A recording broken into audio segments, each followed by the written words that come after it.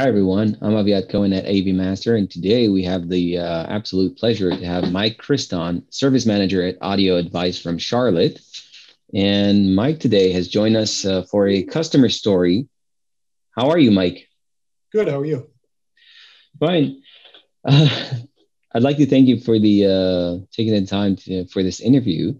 We were wondering, you use the MS Test Pro by MSolutions for a while now, and we'd like you to share a little bit about your experience with the MS Test Pro and how'd you come across it? What's your experience in the field, and how did you get to the MS Test Pro being your tool of the trade? To get service calls improved or actually service times shortened. Sure. I had read about it either in CE Pro or Residential Systems a few years back. Saw them over at CEDIA on one of the trips and spoken to them at the booth. Picked up the meter due to the fact that I always used to use a fluke tester to qualify for gigabit internet lines to make sure that the line was going to support the data, but quickly found out that that always isn't reliable due to the nature of HDBaseT and the data that's actually being transferred. So I'd go, qualify the line, make sure everything was good, get a call the next day. There was a problem with HDBaseT. Go back, everything would be good again, but then it would keep failing.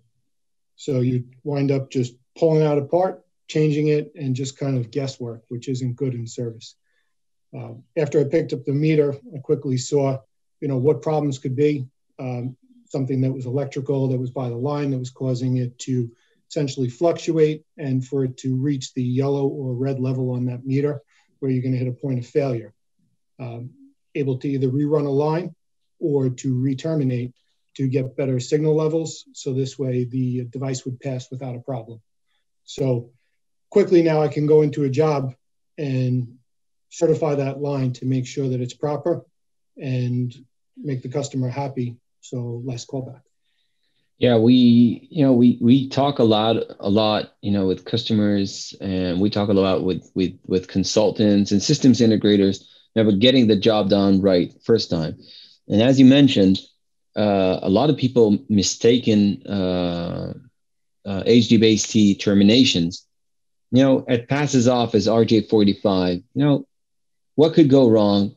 You connect it, and for most times, the TX and RX boxes do the job. And what we found out is they overcome our mistakes in the termination, which we don't test.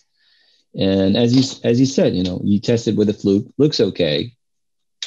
You go away 2-3 days, you get some grace, 2-3 weeks, then a call, something's not working. Then you start off by replacing the boxes. But what you said right now is that you got the right tool for the right job. You connect it, then you verify exactly what should be done there. So up until that point, what you're saying is you used a lot of tools, different tools, to measure HDBaseT. And this is, according to your research, the first tool that was out there to do the job to test HDBaseT terminations in cables. Correct. And honestly, it's an amazing meter. And I just recently picked up the HDMI module for it. And so it's the HCT module, I believe it's called, and the DCR module for it.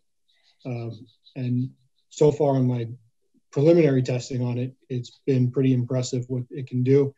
And I hear firmware updates are going to be coming for it to actually increase what those modules are capable of. So I'm really looking forward to it. So you're looking at expanding it to HDMI cables, but what additional value do you expect from the HDMI module? Would it be the same that you had from the Test Pro?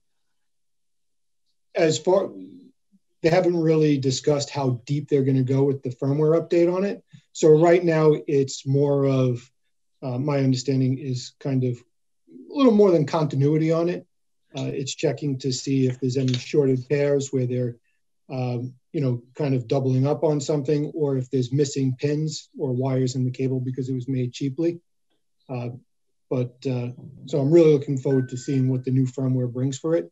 And as far as what additional capabilities for especially the new HDMI cables that are coming out that need to say support 48 gigabits per second. Yeah, bandwidths are going up, and this is getting brutal from time to time. So, Mike, for the final question, I would say, what do you like most about the MS Test Pro solution? Not just as a product, but as an entire suite. It's essentially, I can go in with that one tool and handle multiple portions of the video that's happening in a residence. So instead of me jumping between multiple meters and trying to figure things out, that one kit can take care of all of it. It's compact, it's battery powered, so you can move around freely with it. And you can even leave it where it is. I'm sorry, I apologize. I was supposed to be on silent. You can leave it where it is and use your computer to manage it mobilely on the network and generate your reports, label your reports, and have something professional to give at the end of the day to the client and show that everything is going to work. All right. And as we spoke a little bit before this interview, you said this is something that you think could echo back into the installers, back to the installers and say, you know what, we can do the service, or you can use this, for pre-testing. Yeah, my job in service is to kind of reduce service and make it as small as possible. So this is something that should filter over to the install sides, which will reduce service on my end, but it's going to make the customer happier in the long run because we'll have less go backs. So yes, 100% it should be over on the install side. And that's where we're attempting to move it over to next. Sounds pretty cool, Mike. Mike Christon, I'd like to thank you very much for joining us today and hoping to see you later on down the road. Thank you so much. I appreciate it. Have a great day. Have a good day.